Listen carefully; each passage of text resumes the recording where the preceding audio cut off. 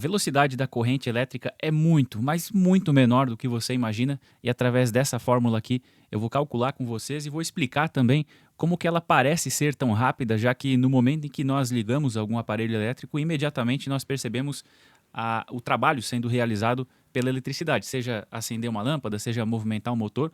O resultado é imediato, mas ainda que isso seja verdade, a velocidade da corrente elétrica é extremamente baixa e nós vamos calcular ela aqui. Bom, a eletricidade é a circulação de elétrons, basicamente, e esses elétrons eles são movimentados graças à força que é exercida por uma fonte. Uma fonte elétrica ela vai exercer uma força para movimentar esses elétrons e isso vai acontecer em decorrência de um campo elétrico formado aí por essa fonte. Esse campo elétrico é quem vai promover a movimentação dos elétrons. Bom, esses elétrons eles se movimentam a uma dada velocidade que parece ser muito rápida. No momento em que se liga uma carga, imediatamente ela responde e por isso nós imaginamos que esse movimento dos elétrons é muito rápido, mas não é.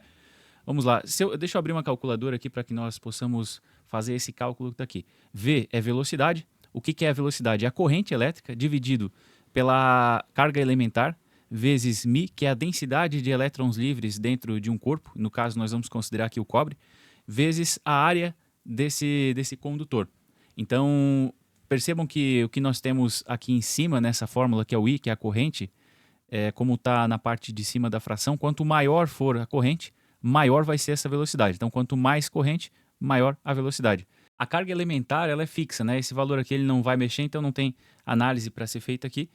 Nós temos aqui do lado μ, que é a densidade de elétrons livres no corpo que está realizando essa condução. Então, o cobre vai ter uma quantidade de elétrons livres, uma densidade de elétrons livres, outros materiais vão ter outras densidades, nós vamos considerar a densidade do cobre. O que seria a densidade? Né? A densidade é quantos elétrons livres nós temos por unidade de volume. Então, quantos elétrons por centímetro quadrado, por metro quadrado, seja lá qual for a unidade de volume, a densidade é a quantidade de elétrons livres que nós temos de acordo com o volume. Nesse caso aqui, como está na parte de baixo da fração, quanto maior for esse número, menor vai ser a velocidade. Quanto mais elétrons livres eu tiver, menor vai ser a velocidade. E a área, quanto maior for a área, da mesma maneira, menor vai ser a velocidade.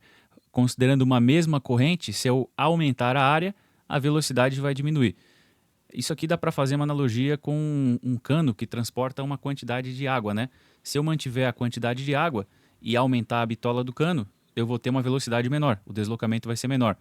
Com a mesma quantidade de água diminuindo o tamanho do cano, essa velocidade vai ter que ser maior, justamente para conseguir manter essa mesma quantidade de água. Enfim, então vamos lá. Eu tenho uma velocidade aqui que vai ser corrente. Deixa eu fazer essa multiplicação aqui de baixo primeiro. A carga elementar ela é de 1,6 exponencial na menos 19. Então é 1,6 elevado vezes 10 elevado a menos 19.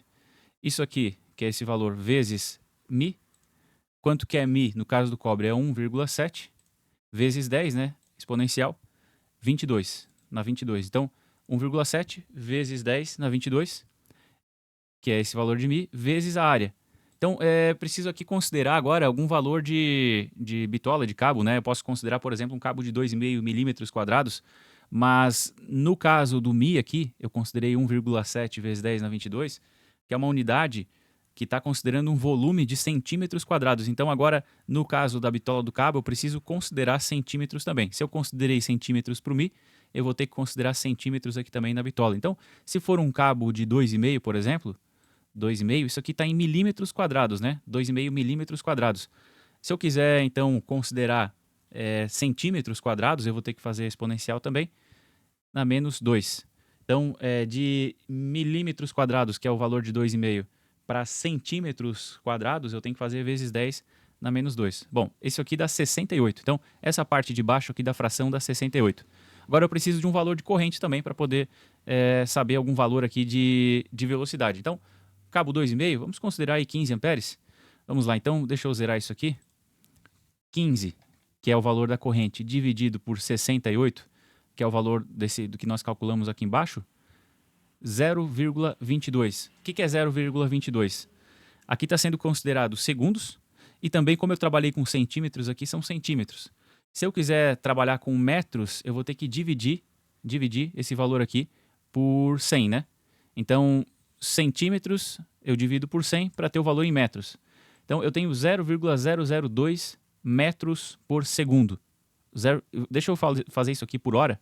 Deixa eu multiplicar, eu tenho por segundo, né? Eu vou multiplicar por 60 para ter por minuto e agora por 60 novamente para ter por hora. Ou seja, 7,9 menos de 8 metros por hora.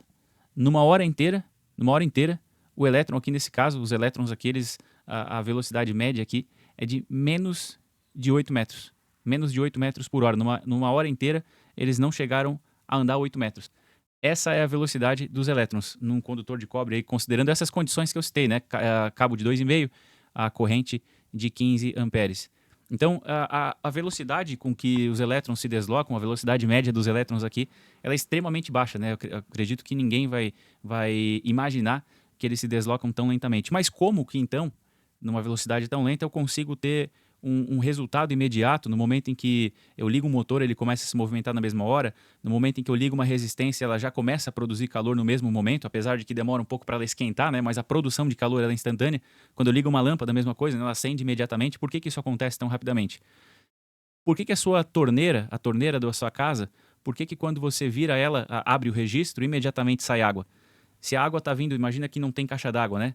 Se a água está vindo lá da companhia, que está a quilômetros de distância, como que no momento em que você abre a torneira já tem água?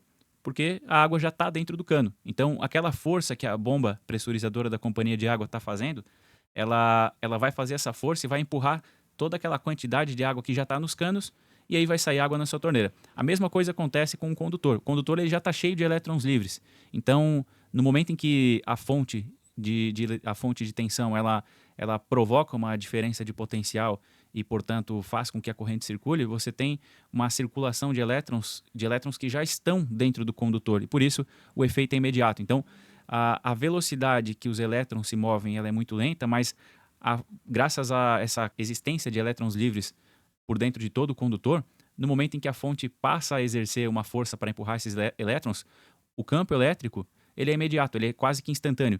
Qual que é a velocidade desse campo elétrico que faz com que os elétrons comecem a se movimentar dentro do condutor? É a velocidade da luz. Então, é por isso que tudo é muito rápido quando se fala em eletricidade. Nós estamos trabalhando com a velocidade da luz, apesar de os elétrons se movimentarem de maneira muito mais lenta. Esse valor aqui que nós calculamos de quase 8 metros por hora, ele vai variar demais de acordo com as características aí do circuito, enfim, do condutor, da quantidade de corrente, do material utilizado. Então, isso vai variar, mas ainda assim dá para chegar a uma conclusão óbvia aqui de que é bastante lento, ainda mais se comparado com a velocidade da luz. Então esse vídeo fica por aqui. Se ele foi útil para você, se ele trouxe algum conhecimento novo, por favor deixa o seu like, se inscreve no canal e ativa o sino de notificações para não perder nada. E deixa um comentário também, porque me ajuda muito a manter aqui o canal. Para você é de graça, mas para mim é o que permite continuar gravando conteúdo técnico de qualidade aqui para o canal.